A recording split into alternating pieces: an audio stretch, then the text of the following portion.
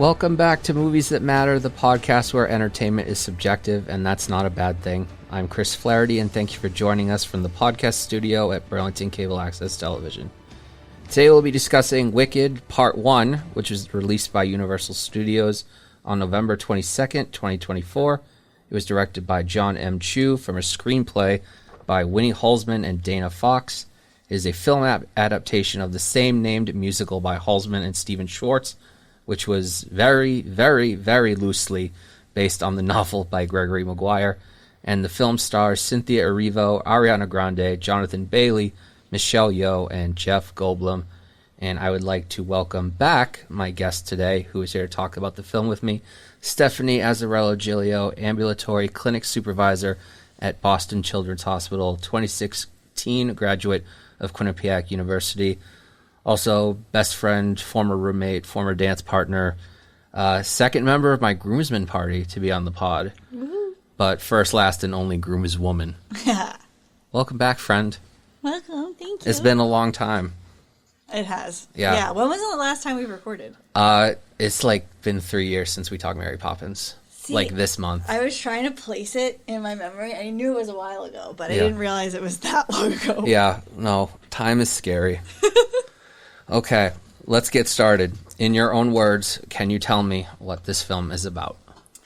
So, Wicked, the film, is the first part, or Act 1, of Wicked, the musical. Basically, the untold story of the witches of the Wizard of Oz. Right. Mainly focusing on the Wicked Witch of the West, or as she's known in Wicked, Elphaba, and Glinda or Galinda, as she is known in Wicked. Part 2, or Wicked for Good, has not come out yet. We know that that will be Act 2 of the musical, and that's kind of continuing that quote-unquote real story of the witches, but it also gives you this, other perspective of the story of the Wizard of Oz later on, too. Because it brings us up to quote-unquote present-day Oz. Mm-hmm. So what was your relationship to the Broadway musical before this film? So I originally saw the Broadway musical when I was 13. It was my 13th birthday present from my parents. And we kind of have this tradition where we go and see a Broadway play or a musical periodically, and we rotate around in the family whose turn it is to pick the show that we go to.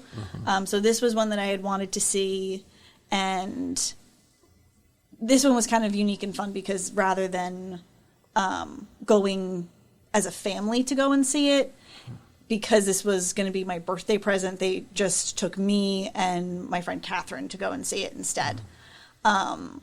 And it was my first non-Disney original Broadway play or Broadway musical.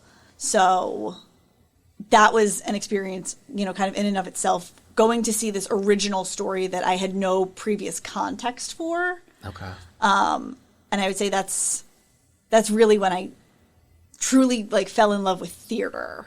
Okay. For the first time. And I mean, to this day, it is still one of my most favorite, if not my absolute favorite musical. Nice. And how do you think that sort of shaped your tastes in musical and theater going forward? I think it definitely developed my preference for musicals in general. When I go to the theater, I think I would love to kind of give myself a little more experience seeing plays rather than musicals, but it's such a unique experience. There's an intimacy that's involved when you're seeing something live on stage. And I think there's a very unique willingness to suspend your disbelief as an audience member when you're watching a musical on stage that kind of, makes it all a little more believable, and you get invested in a different way, I think, when it's on stage. Yeah. And so even if it's a heartbreaking story that I'm going to see, I know that I'm going to have this, truly transcendent emotional experience when I go to the theater. And I love that. Mm-hmm. I need to see more musicals or plays that aren't based off animated movies. Because they're mostly Disney ones that I've seen. Sure. And it is amazing what they do for the Disney adaptations also. Yeah. It was funny. I was talking to somebody at work recently about Wicked and about Broadway. And I had sort of said this was my first quote unquote real musical. And they were like, hold on. The Disney adaptations are real musicals. They are real Thank you very much. And I was like, well, no, that's not what I meant to say. And I backtracked a little because it's true.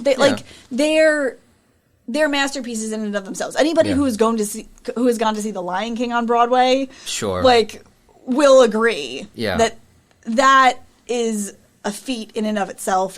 It doesn't need to be justified as a real Broadway show. So they were right.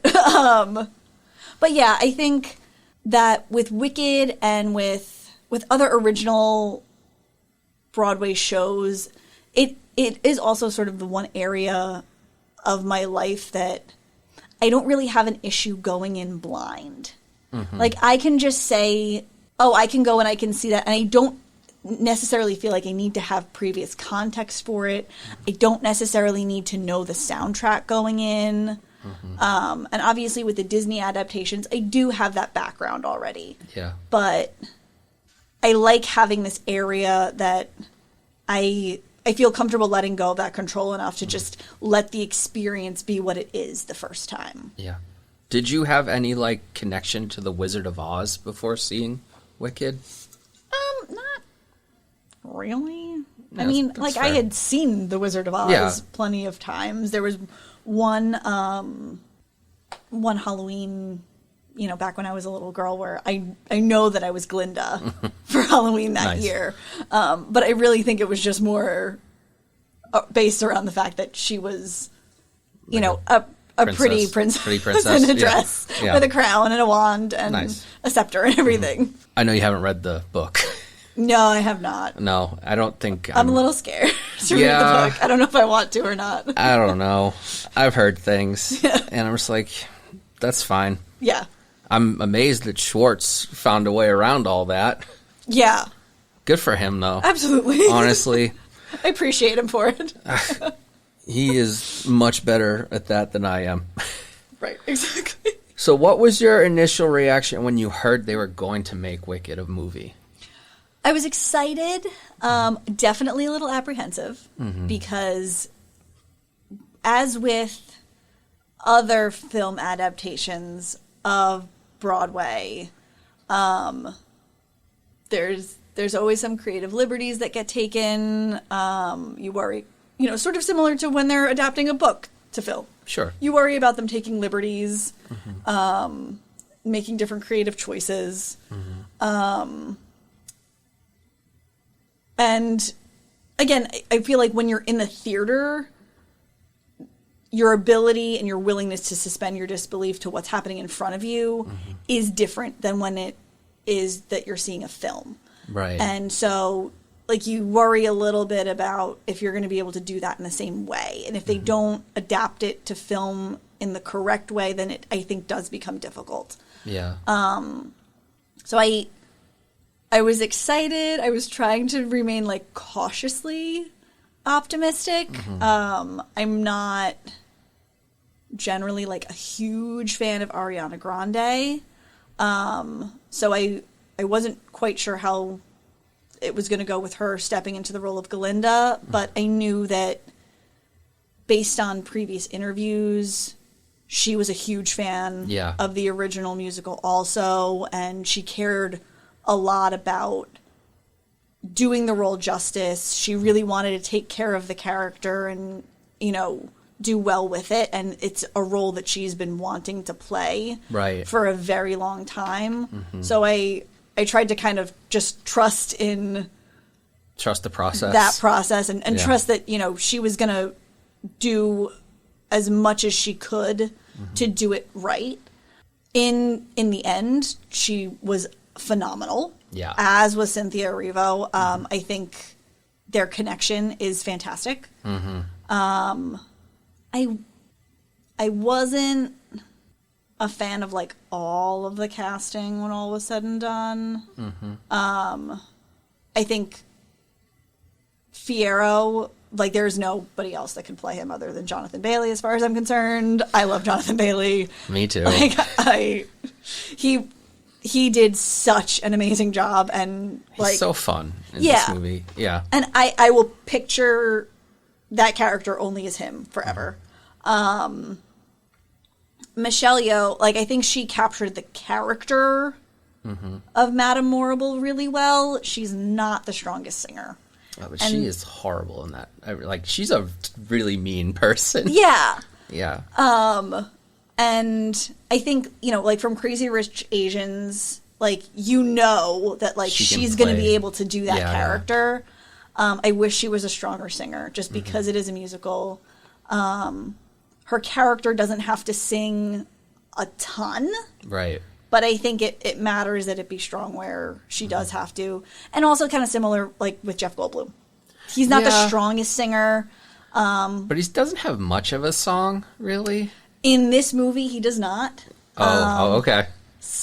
For Wicked for Good, it's a little bit of a different story. Okay. So hopefully he's...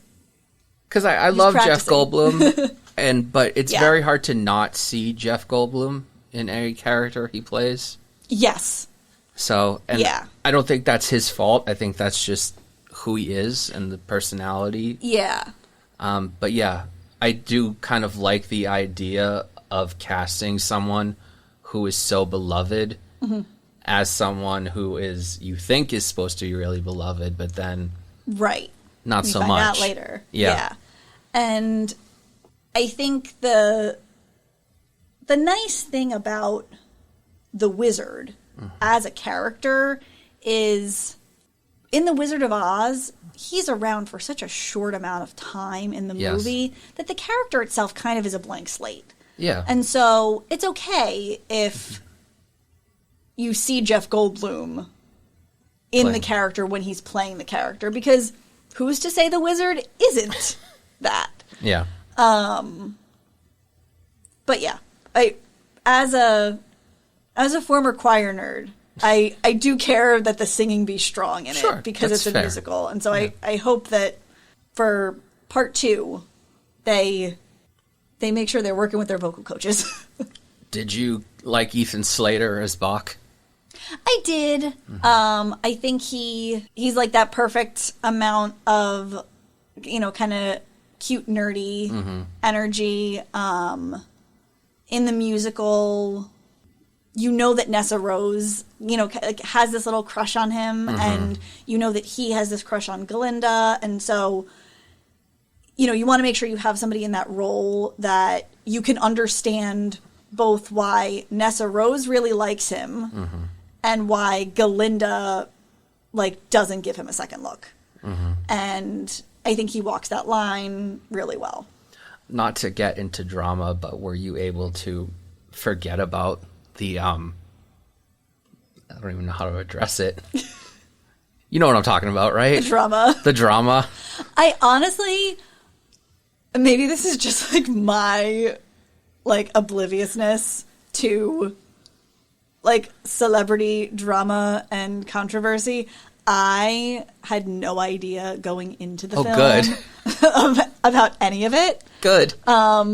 So that wasn't hard for me. But later on, I was like, oh, oops. Because, like, I was watching it for this podcast, and when he says, I'll do anything for you, Galinda, like, in my head, I hear, leave your wife and child. And I'm sorry that I got into celebrity drama on this podcast. That's not what this is about. But I just had to mention that. Yeah. And Nessa, I forget her name, the actress who plays Nessa Rose. Oh, no.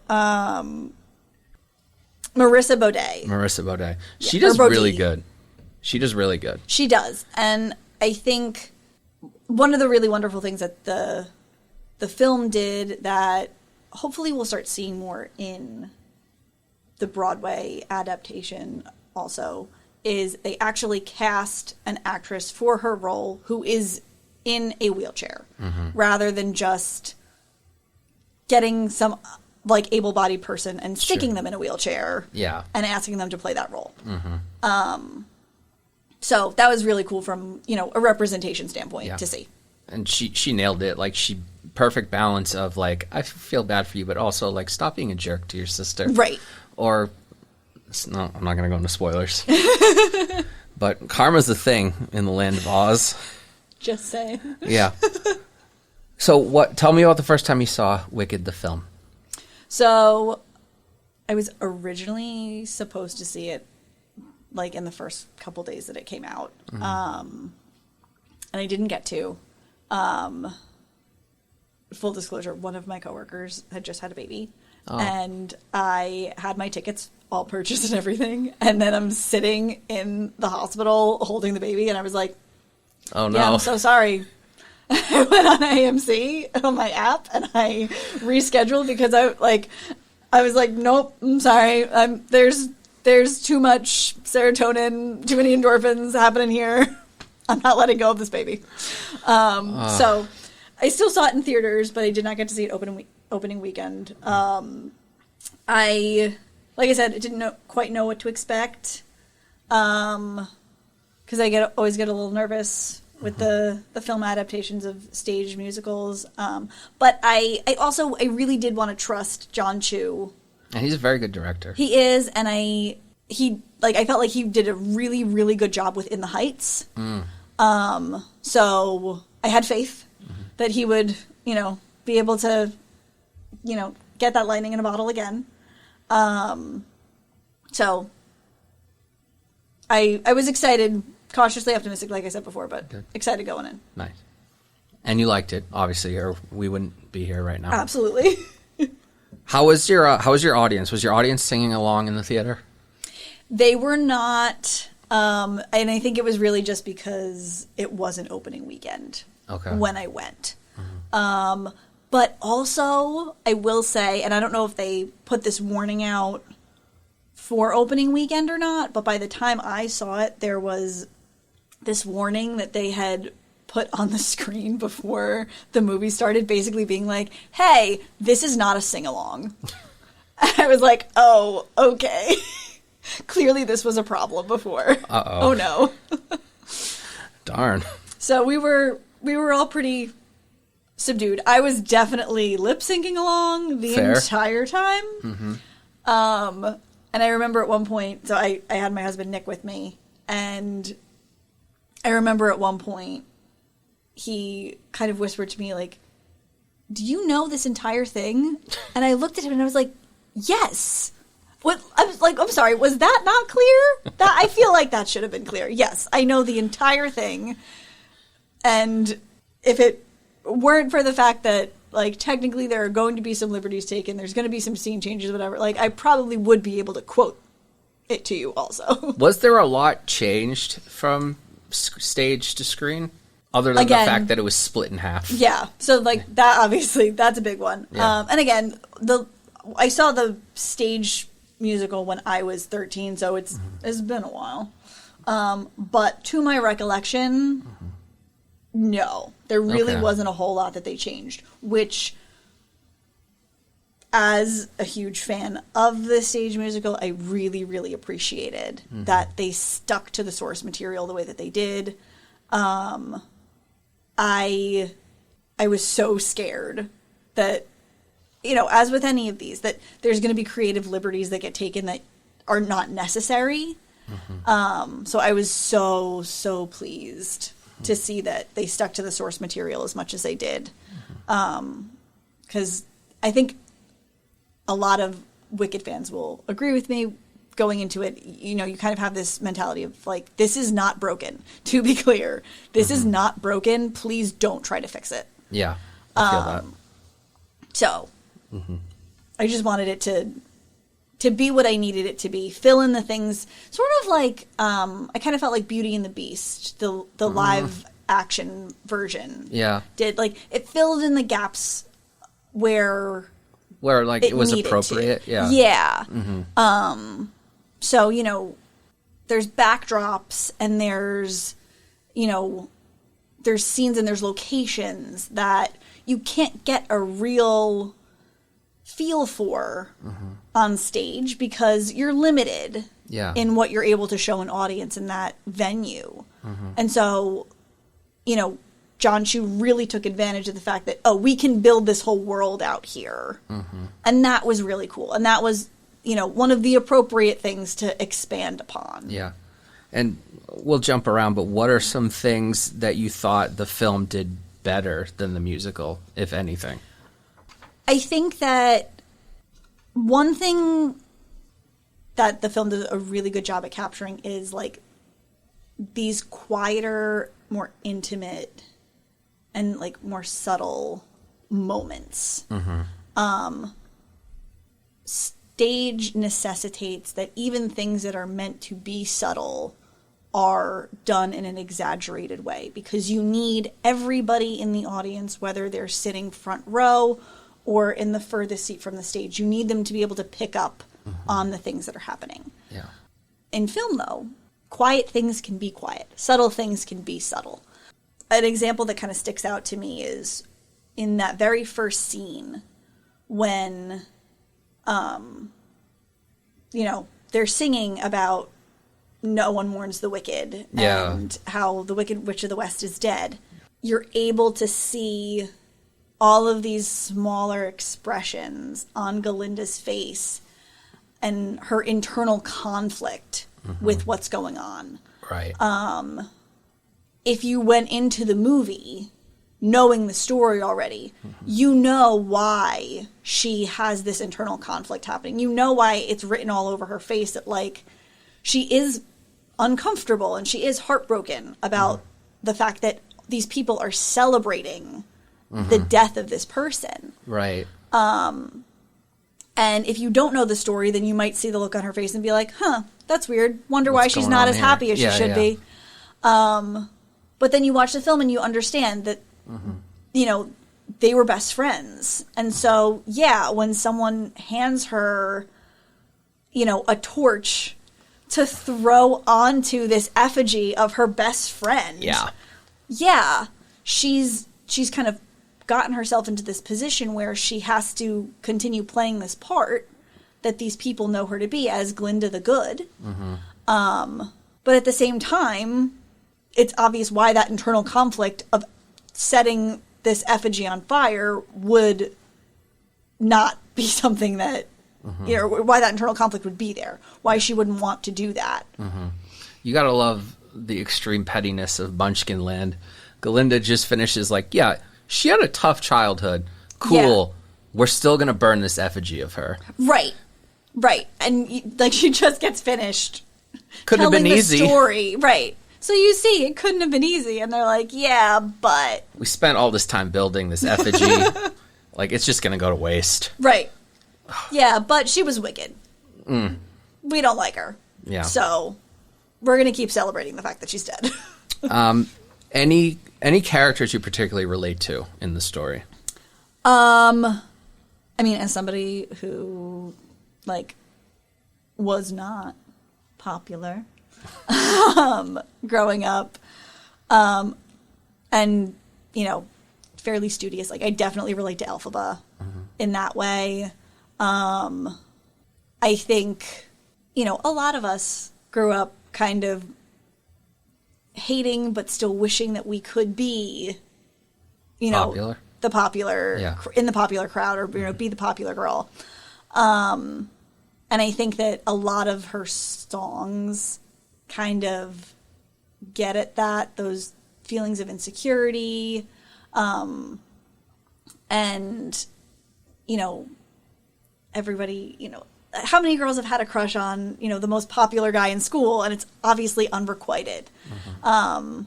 So, you know, in my adolescence, you know, when she would sing "I'm Not That Girl," I'd be like, yep, I've been there. And, you know, then by the end of the film, when she's singing Defying Gravity, it's kind of this anthem and this indication of, like, this is what I could be. Once I find that security in myself, once I grow into my own, this is how I can feel. And I don't have to end up being that popular girl. Yeah. I don't have to, be this pretty pink fairy, tossing my hair back and forth. I can be me and feel secure and feel strong in that. Yeah. And just to backtrack when you were saying about how the camera sort of allows us to see things more subtly, that moment in the Oz Dust, yeah, in the Oz Dust ballroom. Yeah. You wouldn't be able to see that in mezzanine. Right, exactly. Yeah. And there's still plenty that happens in the stage musical that you see that they form this bond, but isn't it so much more real, and doesn't the intimacy matter so much more when you see they have these quiet moments of connection and you see her crying, and not just crying but also like really trying to like hold it together and be strong. And you have that moment where Fiyero says, I'll give her one thing, she doesn't care about what anybody thinks. Right. And Galinda says, no, she does. She just tries to pretend like she doesn't. And you can see in Elphaba's mannerisms and, her actions at that point, she's trying to be strong and act like this isn't bothering her, that she's the center of attention and everyone's looking down on her. But it still means so much to her when Galinda steps out onto the floor with her and they're dancing together. Yeah. And she has this ally now. And Elphaba, I think people kind of I don't know if people forget, but Madame Mortal gives Galinda the wand because Elphaba asked her to. Right. Yeah. And Galinda has this moment where she realizes that there is actual substance to this person, and they've been viewing each other up to that point in a very superficial way. Right. And so, and the reasons that they don't like each other are also superficial. Galinda's, kind of an airhead, and she's, super feminine, super girly, definitely spoiled. Yeah. Elphaba's never had that kind of existence. She's never been spoiled. She's been, criticized her entire life. More or less hated by her father. He sucks. I'm sorry. I do not like that guy. Which, you're not supposed to. No. And, they talk about, Glinda talks about in the beginning, like every family, they had their secrets. And, we never really learn about what Glinda's family dynamics are. No, we don't know anything about what's going on at home there. But it's clear that for how spoiled she is, obviously her parents really love and care about her. And, we have to recognize that some of the disdain that Elphaba has towards Glinda is based around the fact that Glinda got to grow up in a loving environment. Elphaba didn't. Right. And Galinda learns. I'm trying to differentiate present day her versus when she was at school. Galinda learns that there are all of these, past experiences and trauma that have led Elphaba to being the way that she is. When they first have this scene, when they meet each other where, she kind of rattles off, I'm not seasick. I've always been this color. Yeah. I didn't eat grass as a child. She, comes to understand that this has been a barrier that Elphaba's had to deal with her entire life. And so, she approaches social situations with a chip on her shoulder where Galinda wouldn't think to do that because life has never, traumatized her to a point where she would ever feel the need to go in defensively into social situations. I don't know. Have you seen any of the deleted scenes? I don't think. think so. There's one that I really wish they kept in. It's at the train station, and Madame Morble's like talking to the governor, and he's like, "So nice of you to come out and see Elphaba off."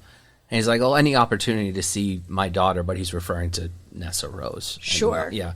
And then he's like, "Let's hope Elphaba makes a good impression." And then Galinda steps in and I'm like, "Don't worry, she will." And I'm like, yeah. "Oh, that should have stayed in." Yeah, and it's, you know, as far as timing goes, definitely not like a necessary interaction to see, but yeah, I think it's a really good demonstration of how far their relationship has come. Right. That now she loves and cares for her so much that when somebody tries to speak against her, she immediately comes in and defends her, and it doesn't matter that Elphaba's not there to hear her say it. Yeah. Well, let's talk favorite songs. As D, all of the above. Like, there's so many. As a dancer, Dancing Through Life. For sure. Again, Jonathan Bailey. Yeah. Like, it's been on repeat in this office a lot lately. Varys, if you're listening, they sit next to me at work, and they're like a few days ago, they're like, "What is this song that you play all the time?" I'm like, "It's Dancing Through Life. It's from Wicked." Yeah. Yeah. So, and I mean, right with you there. Like, it's just so fun. Yeah. Obviously, like, in the beginning, the message of it seems a little questionable. But I think overall, like, this mantra that you shouldn't take life too seriously. Just keep dancing through. That's something that I think everybody should be able to get behind.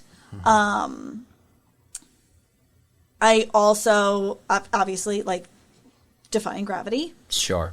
Can't not mention that. And, you know, particularly impressive considering the fact that Cynthia Erivo completely knocks this song out of the park while she's, like, rigged up to all of these harnesses, singing live, like, as she's supposed to be, like, flipping around and flying through the air. Ariana Grande singing Popular. It's infectious. Like, definitely infectious, and you could tell she was having so much fun with it. Obviously, like, What Is This Feeling? The choreography we've seen on, you know, TikTok and Instagram a million times over. So yeah, there's so many amazing songs and moments. One of the fun little new things that I loved was the Kristen Chenoweth and Idina Menzel cameo where they have the Emerald City Players. Because people who know the Broadway musical will know that particular little segue. Yeah, they're the OGs, and that particular little, like, segue from One Short Day, that does not exist. Oh, it doesn't? In the Okay. play. Yeah, so them singing about, you know, in Oz's darkest hour, blah, blah, blah, blah. None of that is there. So they invented this little sequence for them to be able to come in and make this cameo. Nice. Because there aren't really other characters it's that they could have played. Yeah. And it's actually kind of funny, not to digress too much, but originally these characters of the wise ones that they come in and cameo for, they had described them, I think, as like these like old ladies. And they were like, well, hold on. If we're just like these goddesses, like, you know, these wise ones, like, why do we have to be old? We don't need to be old. We could just be like really pretty and just have like these extravagant outfits and things that kind of demonstrate that we're like otherworldly. But why do we need to be old? We don't need to be old. That's unnecessary. Were they on stage when you saw them when you were 13? No. Okay. By that point, it had been out for a little while. They weren't there anymore. But as fans of the original production will know, the soundtrack that was recorded for the stage version is them. So Nice. You've heard plenty. them singing it more than anybody else. Yeah. I was to say, I do have a soft spot for The Wizard and I do like that song. Sure, yeah. And I love its little, like, bits of dramatic irony. Like, she has a vision. Yes. Or, like... A celebration throughout Oz that's all to do with me. Yeah. I'd be so happy I could melt. Yeah, I love that. It's a very fun I Want song. Yes. Yeah. And the callbacks to the original movie of The Wizard of Oz. And it's the first time in her life, clearly, where she's had this level of excitement and hope. Yeah. Mm-hmm. And that's really cool. Yeah. Any favorite lines? Things that I find kind of funny. In Popular, there's this line from Galinda: "When I see depressing creatures with unprepossessing features, I remind them on their own behalf to think of celebrated heads of state or especially great communicators. Did they have brains or knowledge? Don't make me laugh. Mm-hmm. They were popular, please." Yeah. Because how true is that? There Very are true. so many people Yeah. who become famous and get to these positions of influence and power just because people like them, not necessarily because they have any particular expertise or credibility. Just they have notoriety. Yeah. So I love that. When the wizard says, "Where I'm from, we know the best way to bring people together is Great give them a line. real good enemy." Yeah. Because that we've definitely seen a million times throughout history. And a common enemy unifies people Yeah. a little too much. A little too much. And then one that sticks out to me also that, spoiler for Act 2. Another one from the Wizard. "Alphaba, where I'm from, we believe all sorts of things that aren't true. We call it history." Yeah. And it's true because, you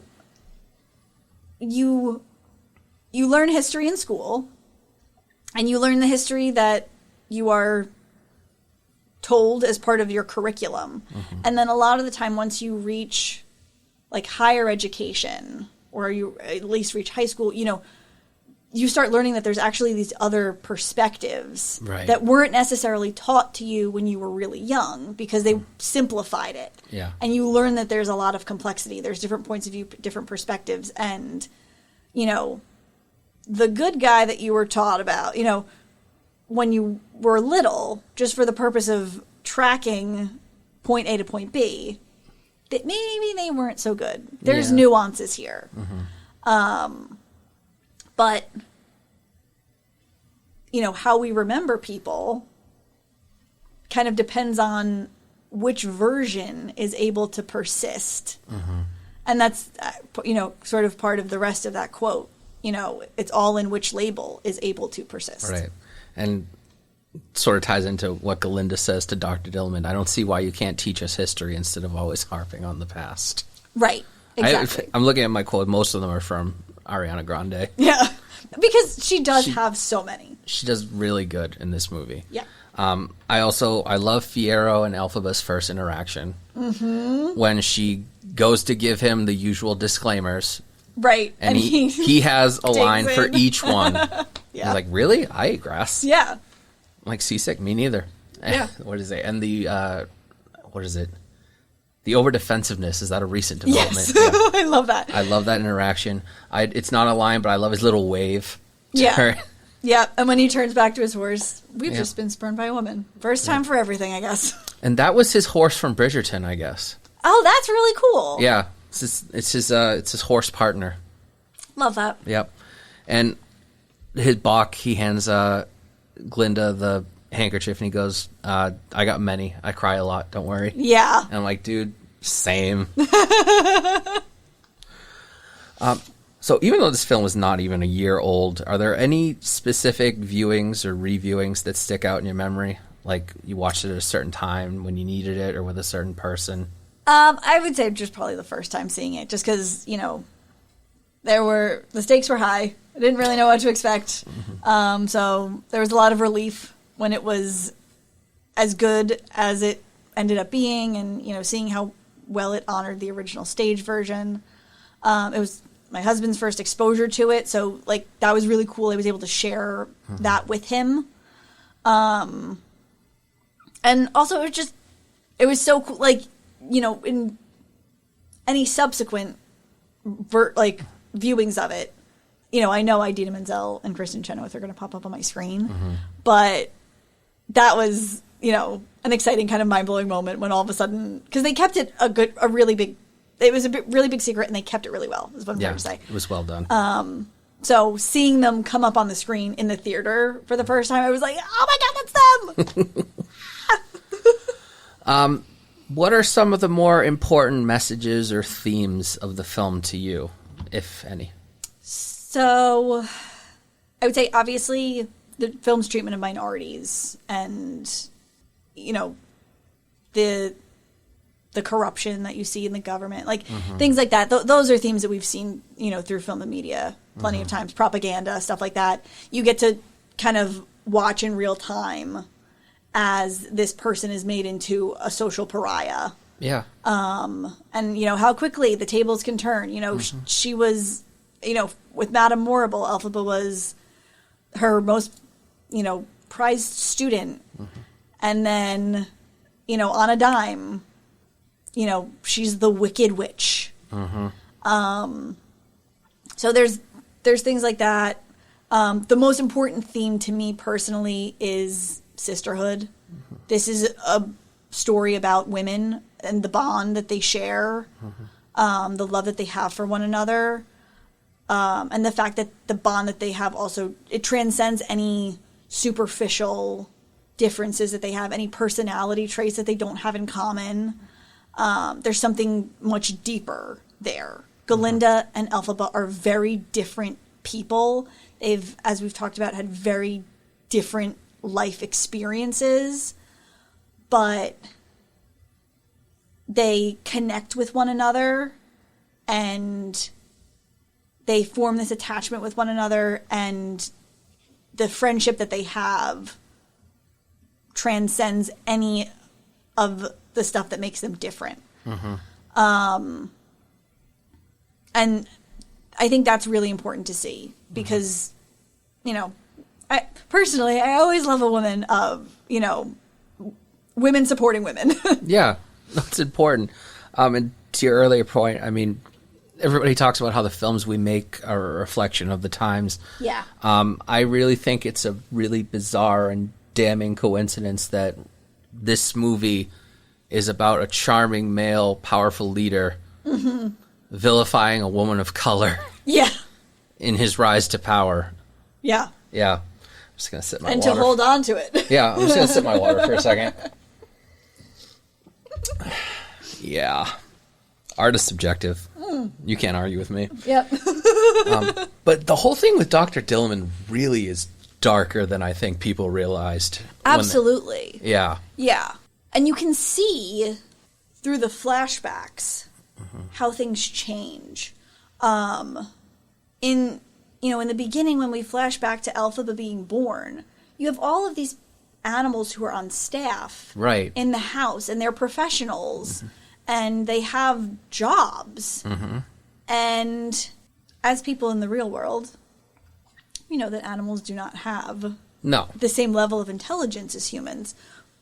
But it becomes really interesting to think about, what if that had actually happened? Yeah. And she was pretty much raised by a bear. Yeah. The bear was the nurse at her home. Absolutely. And in the beginning of the film, when she first gets to Shiz, and there's that whole scene where she tries to stop Miss Cottle from taking Nessa Rose away. And something flies up and it breaks the stone, like, tapestry, mural monument, thing whatever, of the wizard, and you see underneath it this image of all of these animals who previously were professors here at the university. Yeah. And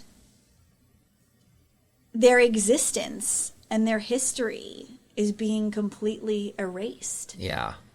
And for some reason, you know, it's this completely innocent group of, you know, creatures and species that we've decided to unite against.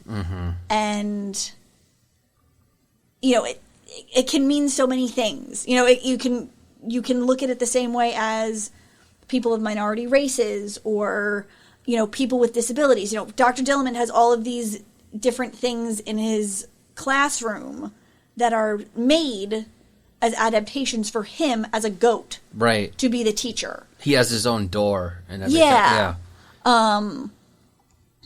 And all of these things get removed and erased. Yeah. And it's so heartbreaking. Yeah, that moment where, like, he's going through the slides, that was gut-wrenching. No, not as gut-wrenching as when they literally ripped him out of his classroom. Right, absolutely. And him talking about, you know, the song Something Bad. Talking about how when you take away people's ability to participate in society, they also become less civilized. He's talking about how, you know, I've heard of this ox, a professor from Crocs, no longer permitted to teach, and now he has lost all powers of speech. And they're, you know, the animals' voices are quite literally being taken from them. Yeah. And, you know, it's such a a brilliant commentary. Yeah. On what happens to people when they're ostracized this way. If you don't know your history, you are doomed to repeat it. And I again, I know what happens in the next movie, and it's very sad for Dr. Dillerman. Let's move on to a lighter topic. Sure. How do you think Wicked is a reflection of your tastes? I typically say in movies, but here I'll say stories. Sure. I mean, first and foremost, like I said, I always love a good musical. And I personally, I like things that make me think. Obviously, like we all have our films and our stories that we like just because they're enjoyable and just because they're fun. But I really think that this does a really good job of kind of blending together something that is enjoyable, but also it's so clever. The messages in it are so important. And I like that it can do those things for me. It can be enjoyable to watch. I can have a lot of fun singing along. But the messaging in the songs and in the story are also very important to bear in mind and to learn. Yeah. We can finally talk about this. What are your thoughts on the decision to split the musical into 2 films? So for those that don't know, this film was Act 1. The sequel coming out later this year is Part 2, even though they dropped Part 2 and now it's called For Good. Yeah. I mean, obviously, as a fan, I really would like to not have to wait for Act 2 to come out to see it. I think ultimately, like, it ends up being a good decision because after seeing Part 1, like I said, they really did a great job at sticking to the source material and everything was there that I felt like needed to be there. I didn't feel like they skipped over anything. They didn't eliminate any songs. One thing that I remember from, again, not to digress too much, but one thing that I remember when I saw In the Heights was there were songs that they had taken out. Okay. And I was really sad that the songs got taken out because I enjoyed them a lot. And when I think back to them, they're not like the most essential to the plot. Okay. But I'm like, but no, they're supposed to be there. I don't know what songs you would consider non-essential, at least for to this plot. Yeah, because they all serve a purpose. Absolutely. Yeah.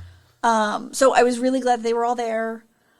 And if making sure that they're all there means that we have to split the film into 2, then all right, fine. I was again, and it's been a long time since I've seen the stage version, but I was also just kind of surprised that they had to split it into 2 films because in my mind, like, if the stage production can fit into a 3-hour runtime with a 30-minute intermission, or a 50-minute intermission, whatever it is, then theoretically shouldn't the movie be able to do that too? Like, I just didn't feel like there was so much that they added in that it would take up all this extra time. Yeah. But maybe that's just me as somebody who does not work in film or television, kind of taking for granted how much all these little extra things add up. It's an interesting thing to think about because okay, so now is Hollywood going to think, okay, let's adapt every musical into 2 movies going forward? Sure. Like, are we going to get someday Hamilton Part 1 and 2? Right. And it's like, can you split that up and it still work? Right. And I think that an argument could be made that with any musical that has an intermission, technically, yes, you can do that and make it work because the song that everything that happens prior to the intermission, like, there's a certain amount of resolution that always happens before the intermission that clearly defines Act 1 from Act 2. So technically, sure, you can. I think that what makes it work for Wicked particularly is that Defying Gravity is a significant turning point. Sure. In the lives of Glinda, because at that point she's Glinda. So it's a significant turning point in the lives of Elphaba and Glinda. So, again, spoiler, but once Act 2 comes, it kind of jumps forward in time a little bit. Not significantly, but a little bit at least. And you jump into how their lives have changed as a result of this moment where Elphaba took a stand and said, no, I won't go along with the wizard, and she is labeled as a wicked witch.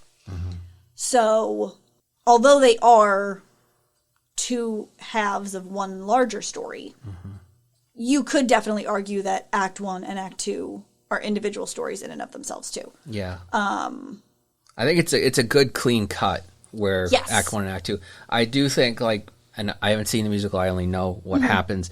I do think, like, the way Part 1 ends, and you can let me know if I'm off on this, but I feel like it sort of makes the ending of Act 1, like, a little more bittersweet in a way. Yeah. Because they are saying goodbye and she is going off, she's been ostracized. Right. And we do have to sort of wait to find out what happens. Yeah, and you know from the first scene of the film that clearly something has happened. Glinda and Elphaba are not close anymore. Or at least something has happened enough that outwardly it appears that way. And so when Act 1 ends, you're like, so is that it? Yeah. They just said goodbye to each other, and then what? Now she's Glinda the Good, and she's the Wicked Witch of the West, and, like, is that it? And it really does kind of still leave you on that cliffhanger of, like, so wait, now what happens to them? Right. What happens to their relationship? And it's still a satisfying conclusion. Yes. And, like, obviously, like, okay, so we know something bad happened to them that drove them apart, but, like, there's more to it, as we know. I think Wicked really benefits from the splitting up.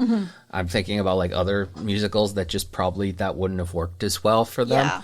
Like, Into the Woods, probably not.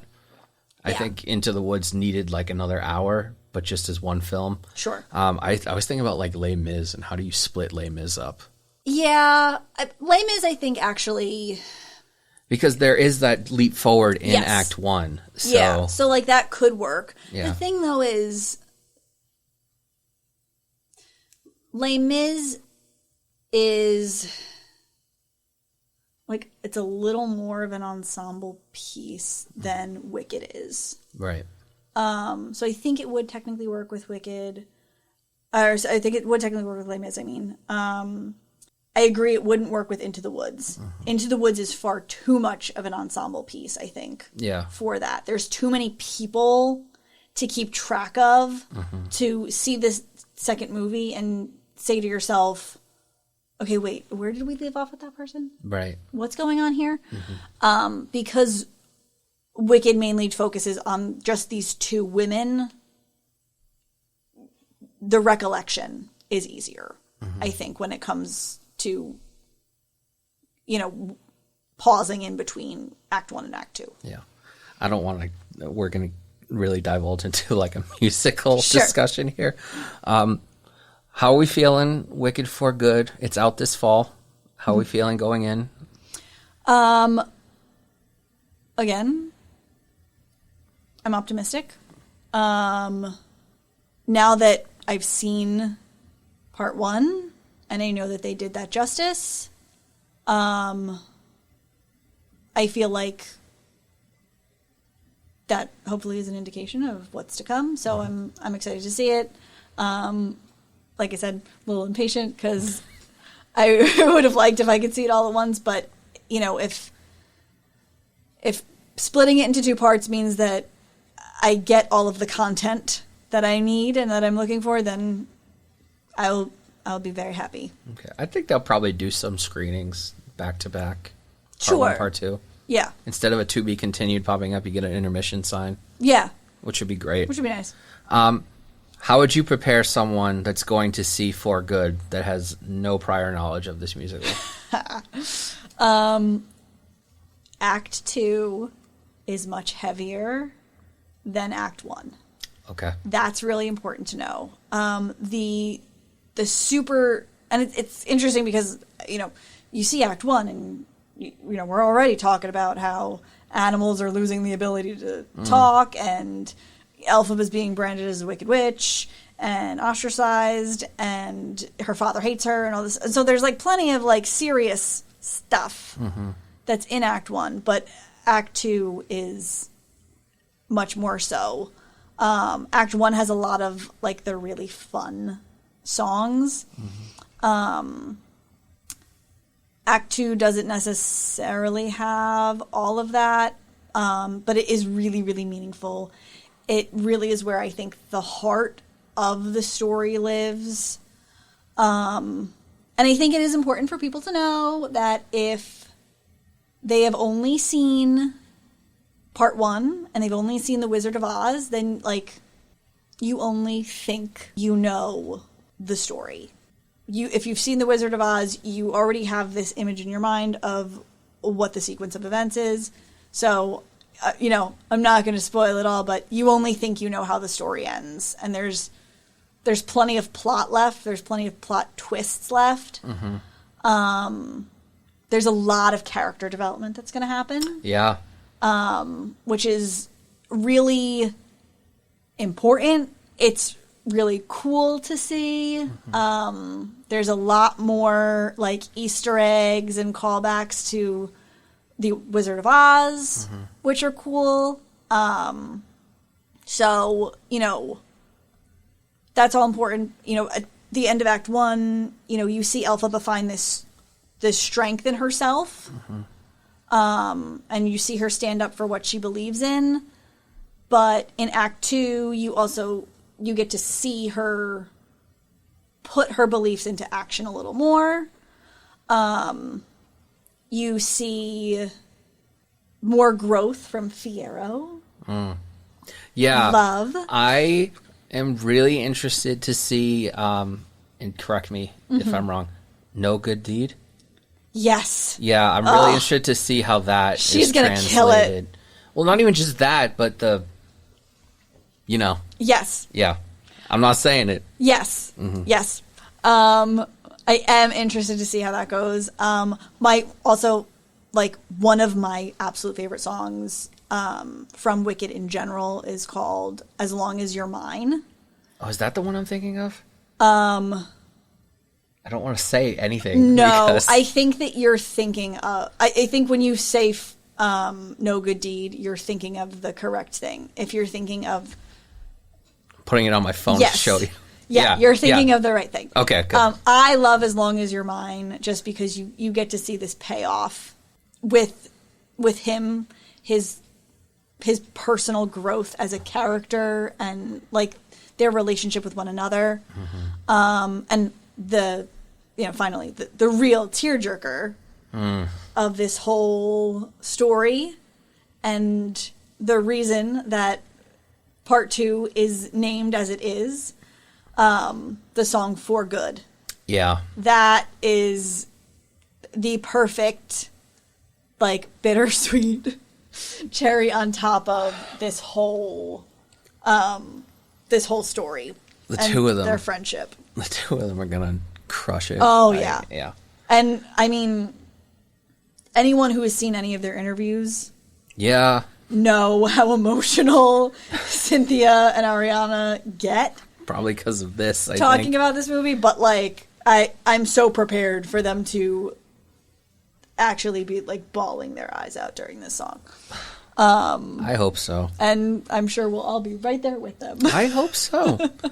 So why, as a big musical fan like me, why do you think we don't see too many musical adaptations anymore? So I think it is sometimes kind of like a niche thing, which feels annoying sometimes because obviously musicals are great. So if everybody could please get on board, that'd be And it was a very fantastic. big thing back in the day. Yes. Movie musicals were huge. Absolutely. I think we've kind of taken a turn, like we focus a little bit more on realism in film now. And, like we said before, it can be really tricky to kind of walk the right line when making adaptations. It's because it's harder to suspend our disbelief. When we're watching people on screen, we're removed from it a little bit. We're not kind of having that experience in the same, air, and in that same physical location as the actors. And so you're like, why are you just singing randomly? I don't know what that's about. So it doesn't always feel as natural when people burst out into song. I think that for film adaptations to be successful, I think that the directors really need to ask themselves what, not to quote Ted Lasso, what does this situation need? And I think sometimes directors get a little hung up on like, well, how do I tell this story the way I want to tell it? Or what are the creative liberties I want to take? And I think you can always tell, regardless of how many changes do or do not happen, you can always tell when a director of a film adaptation is a true fan of the musical that they are adapting. So, obviously, Lin-Manuel Miranda was intimately involved with In the Heights becoming a film. So, even if John Chu wasn't, a big fan of the original musical, you knew that it was going to be protected based on the fact that this is Lin-Manuel Miranda's actual work. But I think in Beauty and the Beast and Les Mis, the live action Beauty and the Beast, you saw that. In the film adaptation of Les Mis, you saw that, and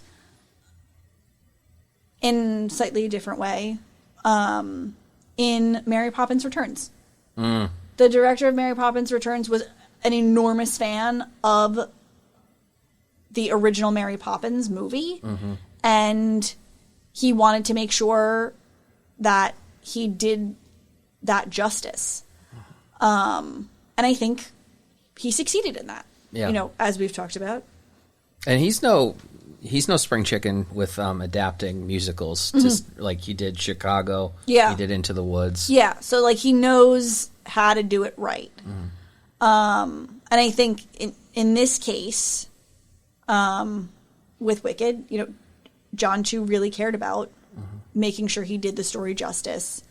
And I think obviously it helped that Cynthia and Ariana were as huge fans as they were. Yeah. They really cared about preserving the story. One of the little fun facts that I learned from their interviews is there's this little snippet in One Short Day where once they get to the wizard's palace, is that what we're calling it? His gates. Yeah. Yeah. There's this moment where, you know, a guard says, "The wizard will see you now." Oh, yep. And that is in the play. But originally it was not in the script for the movie. Okay. And when Cynthia Erivo and Ariana Grande noticed that, they went to the writers and they went to John Chu and they were like, "Hold on a second. You cannot just take this out." Like, and it really is just a small little snippet of a moment. It's one line. "The wizard will see you now." But it's important. And it's sort of like, well, wait, why cut it out? It's such a small line. It doesn't take any time. Why get rid of it? So yeah, I think everybody on the film did a really great job at making sure that it was true to the source material in all of the ways it needed to be. How does Wicked compare to other musical film adaptations to you? I think it's one of the best ones that I've seen, personally. I think everybody on it really put their heart and souls into it. I appreciated the fact that John Chu didn't want to go all in on special effects. Yeah, I was gonna say I really appreciate a lot of the practical effects in this movie. There is CGI, but it's used sparingly. Yeah. I don't want to know how much the tulip fields cost, but it makes a difference. It does. Like the film, for such a fantastical world, because there's a lot of practical effects, rather than it all being CGI, it feels a lot more grounded. It feels a lot more real. And again, everybody acting in it really cared about doing the best job they possibly could. And, you know, their efforts were not in vain. They were not. If I could put my Oscar hat on for a minute. During award season, a lot of people, myself included, were calling Wicked this year's Barbie. Like, it was the clear crowd favorite, but... It actually got some wins, which I was very happy, but ultimately it didn't win too much. Thoughts on that?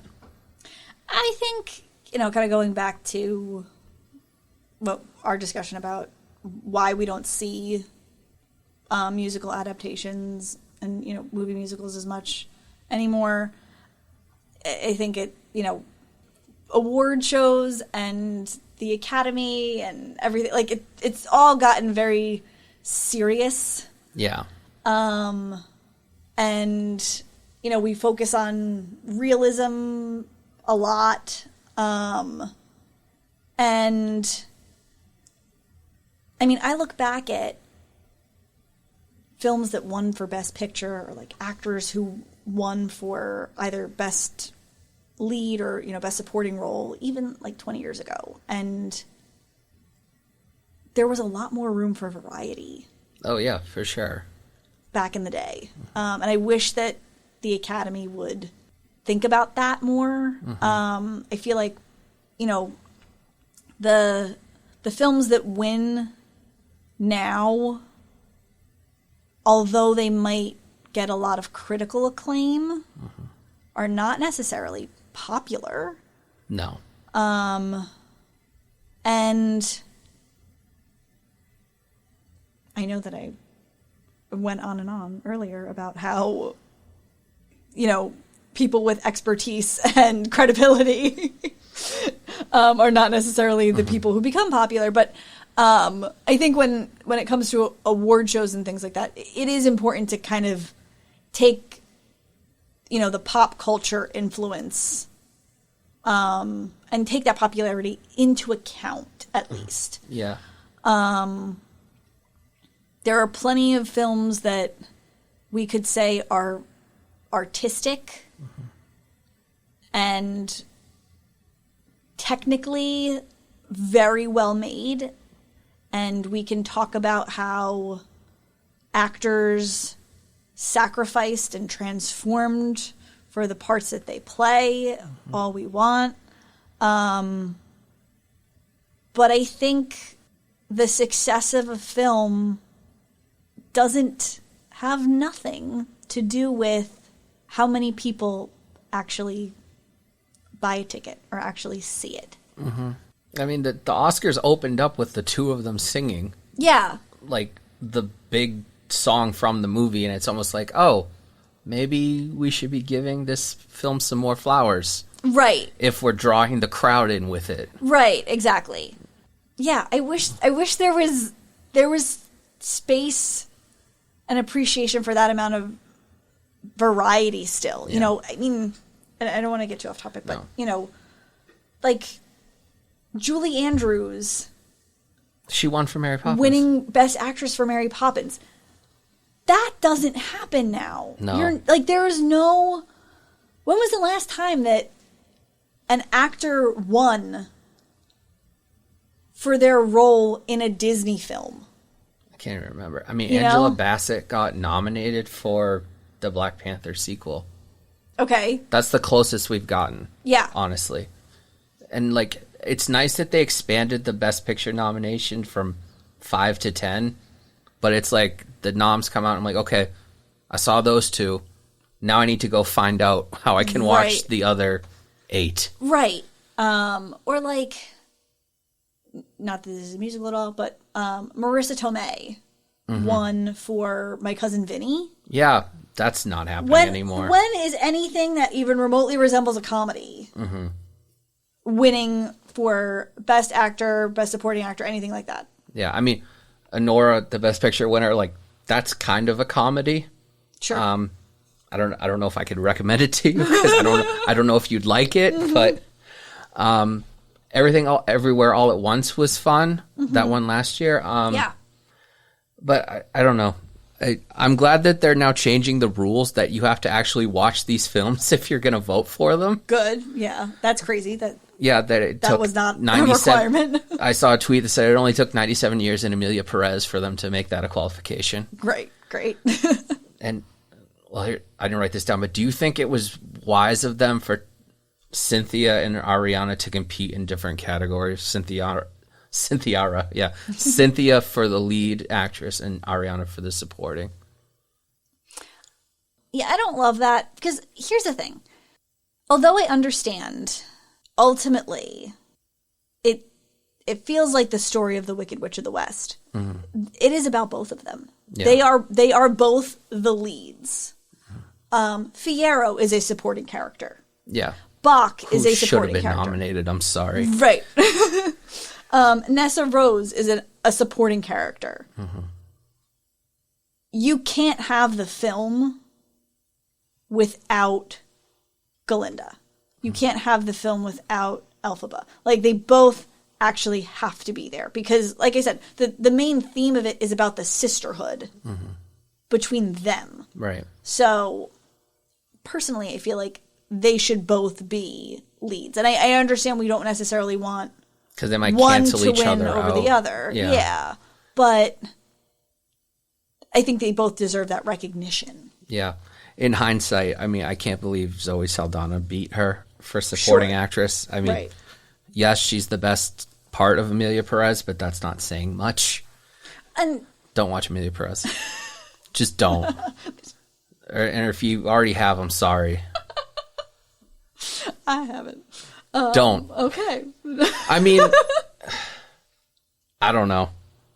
We digress. Yeah, we digress.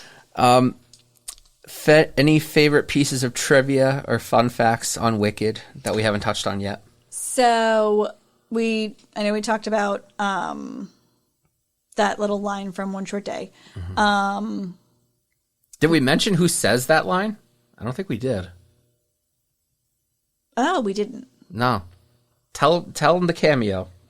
I actually don't know this. Oh, you don't know? No. I'm sorry. It's Steven Schwartz.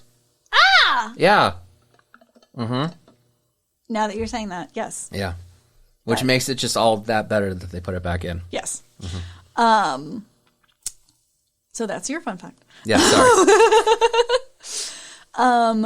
I also really like just some little Easter eggs.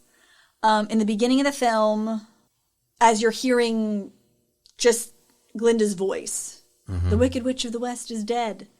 And you have this scene where you see the flying monkeys jump through the window, and they're kind of flying over Oz, and you see somebody on a horse.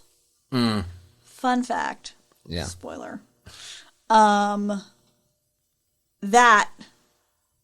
is Fiero's horse. And if you've seen the stage musical, you will know who it is.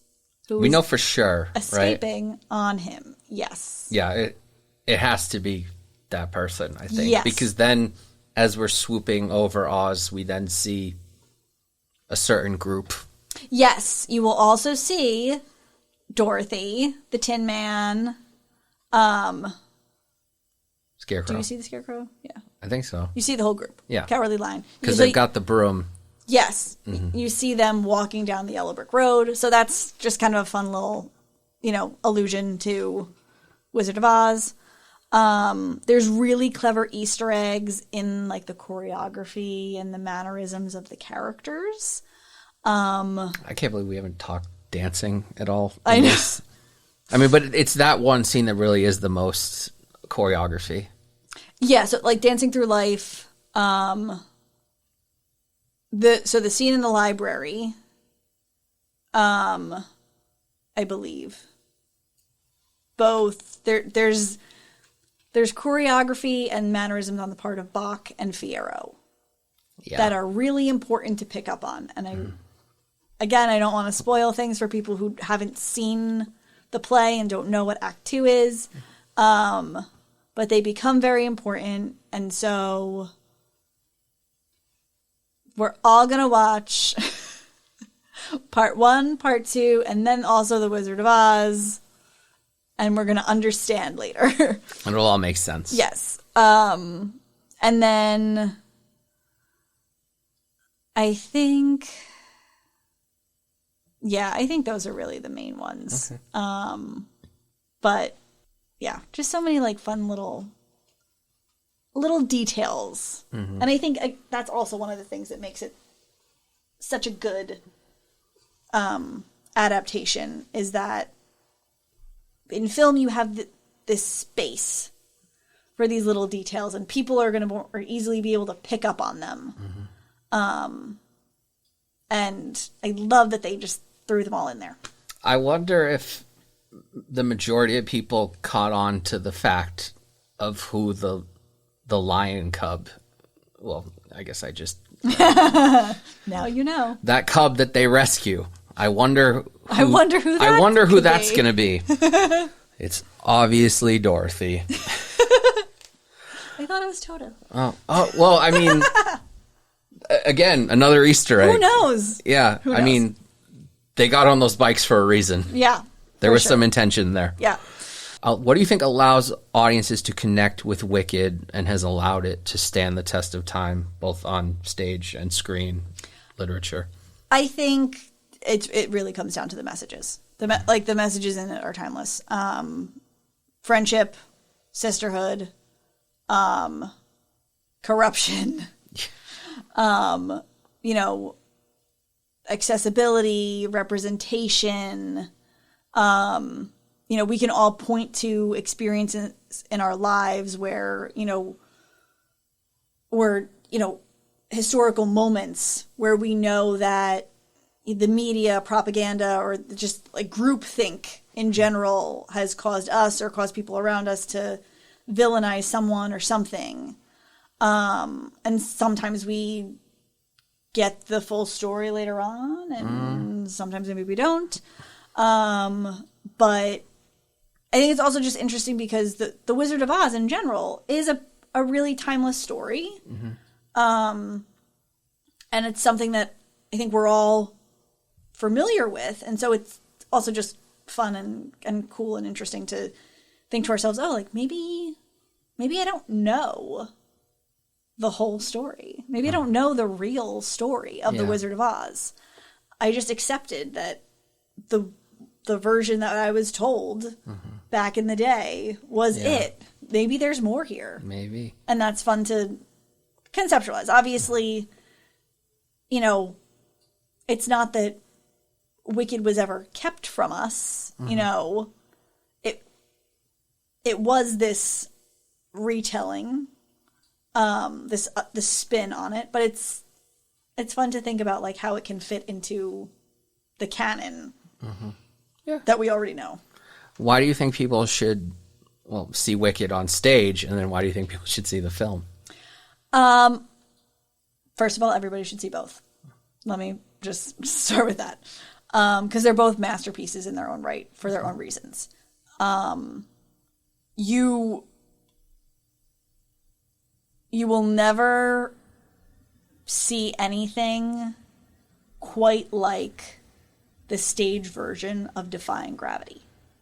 That is an amazing spectacle in and of itself. You are thankful that it is the very end of Act 1 because it ends and you're like, wow, I need a minute. Damn.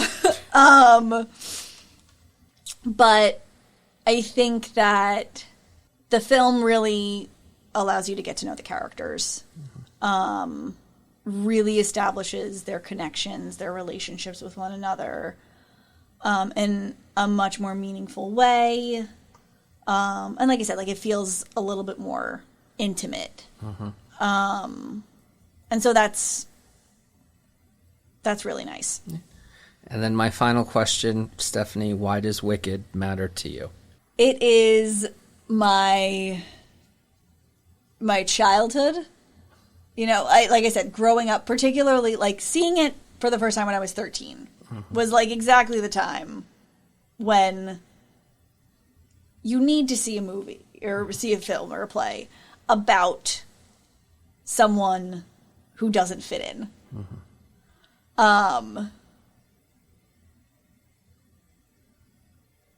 I think it also just, it's one of those things that every time you see it, you think about it more. And every time you listen to the soundtrack, you think about the messaging a little bit more. And it never gets old. The messages I feel are timeless. And like I said, this is the musical that I really feel made me fall in love with theater in the first place. So it will always hold such a special place in my heart for that reason. I can't believe I don't know this. Did you do theater in high school? I did not. Oh, you didn't? Okay. No, I was always a little too chicken to. No, sorry, me too. To try out. Yeah, me too. I always went. Yeah, no, I was there cheering them on. Yep. Wow, this is so much fun. Yeah. Thank you for coming back. Absolutely. Let's not wait 3 years for the next one. Yeah, no, I have a list now. Okay. Of the other movies Yeah, so that I want to talk about. You can catch up to your husband's number of episodes. Yeah, what is he at, like 5 now? No, he's at 4. Okay. I think Back to the Future, SpongeBob, How to Train Your Dragon, Ice. Yeah, he's got 4. Ice Age. Yeah. Okay, that was the other one. Yeah, We he's were at trying 4. to think about it before. Yeah, so you can catch up. Okay. All right. Great. Thank you, Stephanie. Thank you, Chris. And thank you for listening to another episode of Movies That Matter. If you would like to get in touch with me about the show, you can reach me either at Gmail or Instagram at Movies That Matter Pod. And don't forget, you can find the show on YouTube and Spotify now. You can also be my friend on Letterboxd at Chris Loves Films.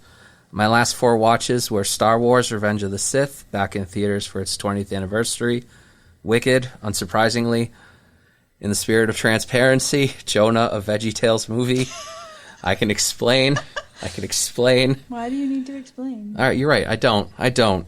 And Ryan Coogler's latest film, Sinners. It's amazing. Folks, the real world is scary. Don't forget to love each other. And when life gets too scary, immerse yourself in your favorite movie or piece of media. Don't worry about the box office numbers or Rotten Tomatoes scores. Watch what you love. Entertainment is subjective, and that's not a bad thing. Until next time, this has been Chris Flaherty. Thank you for listening to Movies That Matter.